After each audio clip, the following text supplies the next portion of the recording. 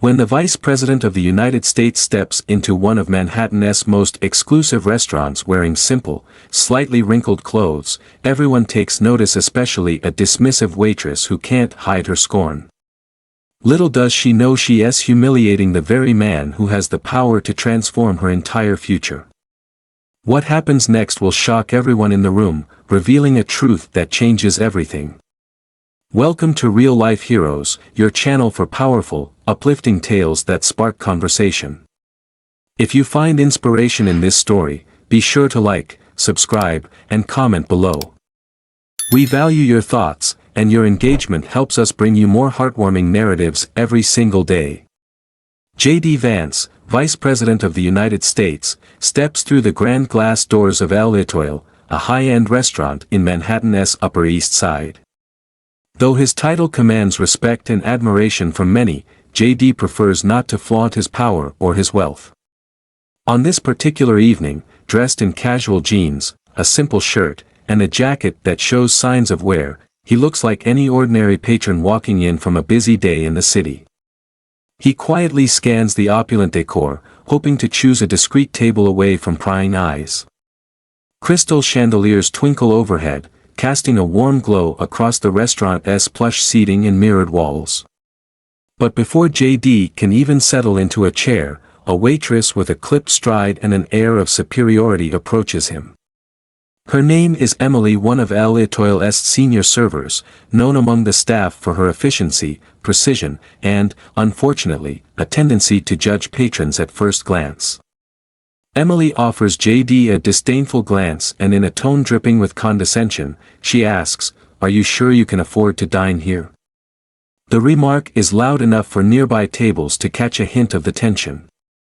Several elegantly dressed customers pause their conversations to watch the unfolding situation. What happens next not only stuns everyone in the restaurant but unveils a truth that no one saw coming. L'Etoile isn't just any high-end eatery, it's a cultural landmark of culinary excellence in Manhattan's exclusive Upper East Side. Massive, floor-to-ceiling windows offer a view of the city's bustling streets, where luxury cars crawl past designer boutiques. Inside, nothing is left to chance, every table is adorned with pristine white linens and the faint aroma of fresh flowers. The lighting is designed to flatter both the decor and the patrons, while softly played live piano music underscores the refined atmosphere. Emily, who glides between tables with rehearsed poise, is fiercely proud of her position at l'Etoile. She often brags to friends and family about serving the restaurant's elite clientele, movie stars, top CEOs, and diplomats. Over time, however, that pride has evolved into arrogance. She secretly divides customers into categories in her mind, often making quick judgments based on wardrobe, demeanor, or anything that suggests a certain social or financial status. If they don't look the part, she regularly thinks, they don't belong here. Tonight, she is stationed near the reception desk, finalizing details for a VIP reservation, when she sees JD step through the door. Her reaction is instant, her gaze narrowing as she measures him from head to toe. Jeans, well-worn sneakers, a jacket without any visible luxury brand, he looks, in Emily's eyes, like someone who should be at a fast food joint rather than in this temple of haute cuisine. She halts her discussion about the VIP reservation mid-sentence, focusing instead on JD. "Good evening," she greets in a cool, formal tone, her facade of a smile dissolving quickly. "How may I help you?" "I'd like a table, please," JD responds politely, his voice calm and his expression friendly. Emily arches one eyebrow, as though his request is both absurd and amusing. She folds her arms in front of her chest. "This is a very exclusive restaurant, sir." JD's smile remains intact. "Yes, that's why I chose it." With an almost theatrical sigh, Emily pivots to her reservation system, tapping the keys dramatically to check for his name. Unsurprisingly, it doesn't come up. She rolls her eyes and strides back to JD. "Well, as I suspected, you don't have a reservation," she says, making sure her sarcastic tone is audible to those around. We do have some tables open, but just so you know, this isn't casual dining. Understood, JD replies, unfazed. I'd still like to dine here. Emily snorts softly, grabbing a menu. Fine, she says brusquely, follow me. She leads him through the sprawling dining room, weaving between tables where Manhattan's most stylish and influential figures are laughing and sipping expensive wines. Eventually, she stops at the dimmest, most secluded corner in the restaurant, right by the door to the kitchen. The clang of dishes and the hush of staff conversations form the background. Emily drops the menu on the table with a loud thud. Here you are. This table should be perfect for you, she says with an artificial sweetness. It's private. JD takes in the setting calmly, thanking her without a hint of sarcasm. Thank you. I'm sure it'll be an interesting experience. Emily narrows her eyes, uncertain if he's mocking her or simply naive. She forces a short smile. You're welcome, she says, her voice positively dripping with contempt. Just so you know, we usually reserve tables like this for special circumstances, but we're not at full capacity tonight. Before JD can respond, she spins on her heel and strides away, her posture rigid with annoyance. On her way, she passes a couple seated nearby, Andrew and Grace, who exchange knowing looks. Grace leans over to Andrew and whispers, "That was painful to watch." Andrew nods, his expression grim. Meanwhile, JD sits, seemingly unbothered by the less-than-ideal location. He opens the menu and begins to study it while a gentle hum of piano music filters through the restaurant. A few minutes later, Emily saunters back, notepad in hand, her posture tense as though bracing for an argument. Have you decided? She asks curtly, barely looking at him. Or would you like me to recommend something more suited to your tastes? Without missing a beat, JD points to one of the most expensive dishes on the menu. I'll have the Chateaubriand, he says, referencing a premium cut priced at over $350. Emily almost laughs, covering her mouth with her hand in mock surprise. Of course. Just so we're clear, this particular dish is quite pricey. I understand, JD responds, unperturbed. She fixes him with a mocking glare. All right, then. I hope you realize we have a minimum 20% tip policy here. We wouldn't want you to be caught off guard. JD remains perfectly calm. Thank you for the reminder. Emily closes her notepad with a snap.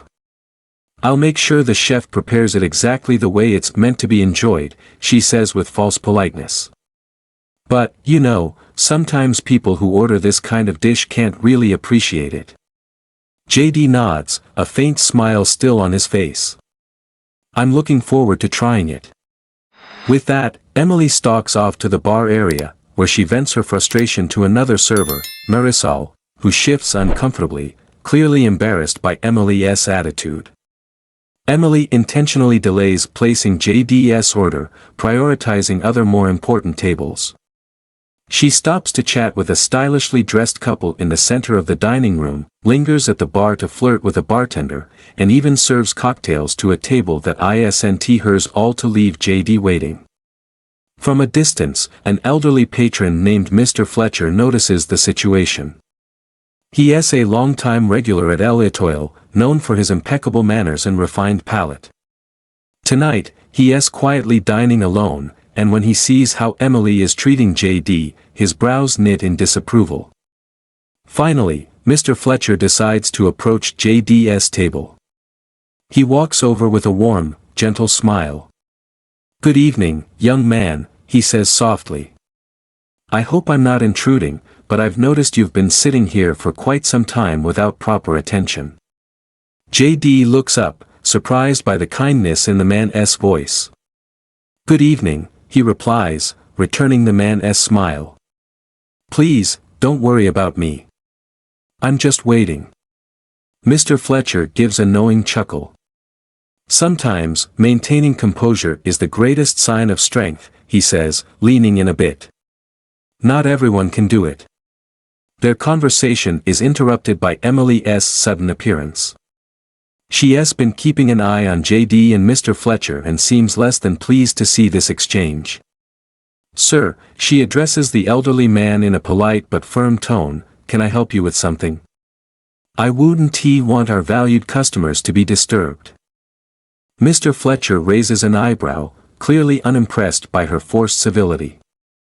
"I was simply greeting this gentleman. He has a commendably calm demeanor." Emily forces a tight-lipped grin. "That's very kind of you," she says, though her tone suggests it's anything but. She gestures toward Mr. Fletcher's table. "Perhaps you'd like to enjoy your own meal now. I'll see to this table." Mr. Fletcher nods at JD, then glances at Emily with a faint scowl. "Have a pleasant evening." He returns to his table, while Emily stands by JD, arms crossed. Eventually, Emily decides it's time to bring out JD's main course. She deliberately leaves it under the warming lamp in the kitchen longer than necessary, first chatting with the chefs, then leisurely delivering someone else's order. Only then does she stride over to JD, placing the plate in front of him with a thud that rattles the cutlery. "Here's your order," she says. "I hope you enjoy it. If it's too refined for your taste, we can always get you something more affordable." JD thanks her politely. "It looks wonderful." "Thank you." Frustrated by his unwavering composure, Emily leans in and mutters under her breath, "We'll see how wonderful you think it is when the bill arrives." She leaves JD's table and heads to the bar, where she makes a snide comment to Marisol, who simply shrugs and looks away, unwilling to fuel Emily's unprofessional behavior. Meanwhile, a couple of other patrons, particularly Andrew and Grace, have been discreetly watching. "This is appalling," Grace whispers to Andrew. "He's so polite, and she's acting like he's dirt." Andrew nods in agreement. "We should speak to the manager about this." When JD finishes his meal, Emily returns to clear the plate, trying once more to spark a reaction. "So, how was it? Did it meet your expectations?" she asks, forcing another fake smile. "It was excellent," JD replies. "Please extend my compliments to the chef." Emily's eyebrows shoot up. She can't fathom how someone she's deemed so unworthy could appreciate or even afford such a dish. Feeling a twinge of desperation, she gathers the plate and steps away, muttering to herself, "He is probably just pretending to like it. Let us see if he is still smiling when it's time to pay." Over at a table near the window, Andrew and Grace share a concerned look. Andrew sets his napkin down. "I don't think I can watch this any longer. We need to find the manager." Grace nods, but before either of them stands, something else catches their attention. Dinner winds on, and Emily's frustration grows. She serves JD a cup of coffee with a theatrical flourish, making loud comments about how l'Etoile's standards shouldn't be compromised just because anyone walks in. She doesn't name JD directly, but everyone in the vicinity knows exactly who she is referring to. A handful of nearby patrons shift uneasily in their seats, and some glance in JD's direction with sympathy or curiosity. Andrew and Grace look outright angry, while Mr. Fletcher takes a sip of his wine, watching Emily with undisguised disapproval. Still, JD remains calm, sipping his coffee without so much as a flinch. If Emily wanted to provoke him into an outburst, she is failing spectacularly. The final straw. Emily approaches JD's table once more, adopting an over-the-top sweet tone that clearly masks her contempt. "I trust you're enjoying your experience," she says, "because we certainly strive to offer something unique. And it's always interesting to diversify our clientele." JD sets his cup down and looks up at her, meeting her gaze. "Different? Could you explain what you mean by that?" "Oh, don't take it the wrong way," Emily says, an edge creeping into her voice. "It's just that l'Etoile usually caters to a more traditional profile. Seeing someone with your style here is, well, unusual. A hush falls over the surrounding tables. Most diners have stopped talking altogether, now focusing entirely on the exchange. Emily seems pleased she's grabbing everyone's attention. She thinks she finally has the upper hand until a figure steps forward, parting the small group of onlookers. It's Mr. Harrington, the restaurant's general manager, a man with immaculate posture and an authoritative air. The moment he sees JD's face clearly, his expression changes from professional neutrality to near panic. He rushes to JD's table, brushing past Emily. "Vice President Vance," Mr. Harrington exclaims, voice tinged with a mix of surprise and respect. "My deepest apologies. I had no idea you'd be joining us tonight. Please let me know how we can accommodate you." Emily's mouth falls open, her complexion turning ashen. She looks from Mr. Harrington to JD, confusion and dread swirling in her eyes. JD stands up slowly, regarding the manager with a calm nod. "Thank you, Mr. Harrington. But there is something we need to discuss about how we treat anyone who walks in." Silence stretches across L'Etoile's opulent dining room. Andrew and Grace exchange glances, relief evident in their eyes. Mr. Fletcher sets his wineglass down with a soft sigh of satisfaction, as though he has been waiting for this. Mr. Harrington faces Emily, his tone now severe. "Emily, would you care to explain what has been happening here?" She stammers, unable to string together a coherent defense. He never mentioned who he was. He just came in, and I thought." "You thought what, exactly?"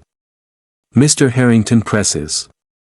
"That he was unworthy of your respect because of how he was dressed. That our policies only applied to certain people." Emily's cheeks burn. She lowers her head, her voice trembling. I didn't realize." JD interjects gently, "It's true I didn't say who I was. But no one should have to declare their identity to receive common courtesy." His words hang in the air like a profound lesson. Around them, the diners sit quietly, taking in the scene. A few nod in agreement, others look sheepish, reflecting on their own silent judgments. With a steady voice, JD continues, "Everyone who walks through these doors is a guest. Their clothes, their car, their background, none of that should matter." Mr. Harrington bows his head, contrite. "Mr. Vice President, I offer my deepest apologies. This is not the standard of service we claim to uphold at L'Etoile." JD nods. "Thank you for your apology. But I'd like to speak with the entire staff after closing tonight. There are some important lessons we can all take from this incident." A ripple of whispers travels through the crowd. Emily, swallowing a lump in her throat, stands there, eyes filled with remorse.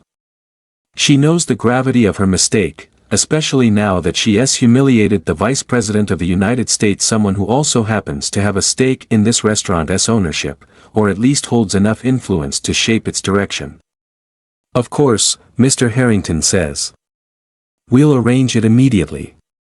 JD seats himself again, and Mr. Harrington personally takes over service at JD's table. Gradually, the hum of conversation in the dining room picks back up, though the atmosphere is laced with a mixture of awe and tension. People who witness the confrontation exchange glances and hushed remarks, likely recounting the story they'll share with friends and colleagues tomorrow. Andrew leans over to Grace, whispering, "I knew he had an air of importance about him." Grace nods, eyes still wide. "He handled it so gracefully, no anger, just calm authority." Mr. Fletcher lifts his wineglass in a silent toast toward JD, who responds with a courteous nod. The restaurant eventually empties of patrons, leaving only the staff behind. JD stands in the center of L'Etoile's gilded dining area.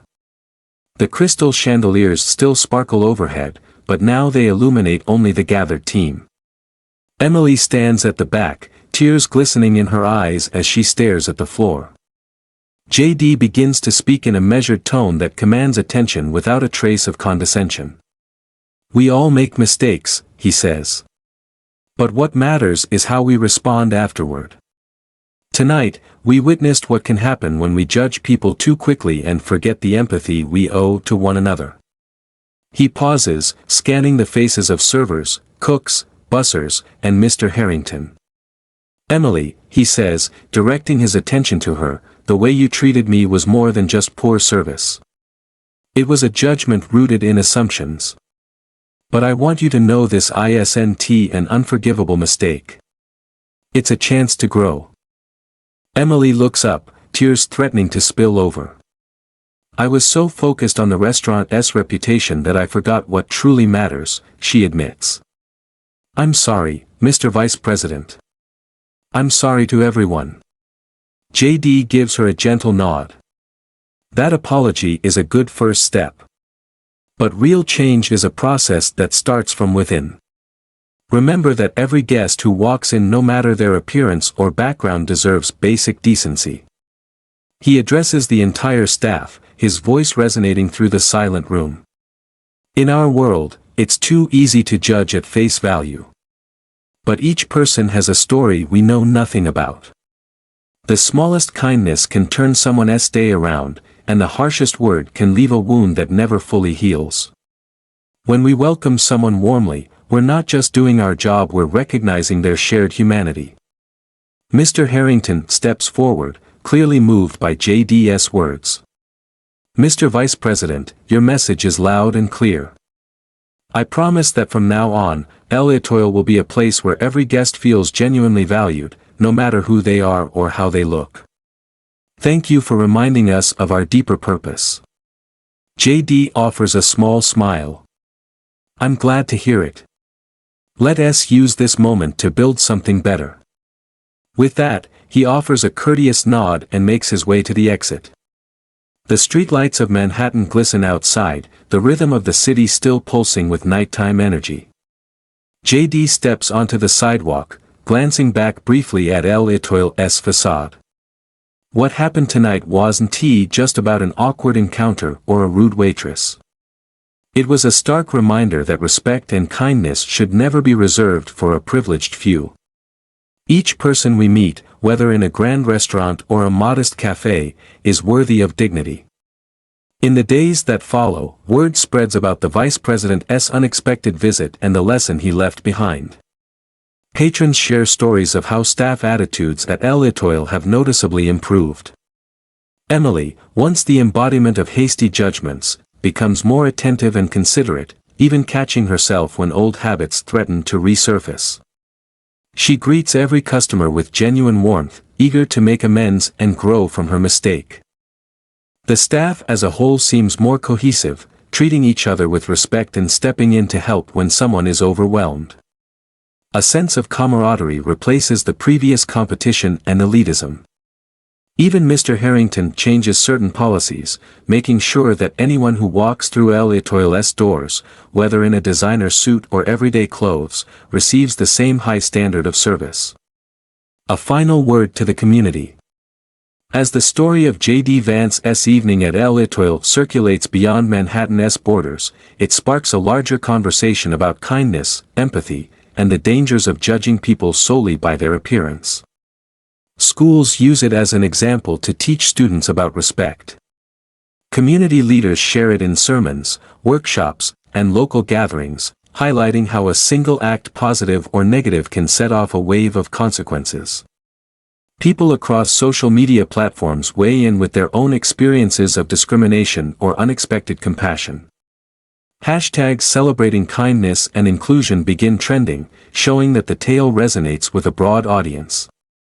Many are inspired to reflect on their behavior toward others, understanding that real change starts with an individual choice to open one's heart and mind. In the end, the impact of JD's quiet demonstration of dignity reaches far beyond the walls of one fancy restaurant. It reminds us all that the smallest gestures, like greeting someone warmly, offering a genuine smile, or reserving judgment, hold immense power. A single night in an upscale dining room in Manhattan might seem trivial, but the lesson it taught is anything but. In a world where you can be anything, choose kindness. If this story warmed your heart, we have countless more epic stories waiting to be discovered. Don't forget to like, subscribe, and comment below with your thoughts and experiences. Let us continue to build a community that values compassion, respect, and the recognition that every person's story matters. Because it's these small, everyday choices that define who we are and the world we shape together.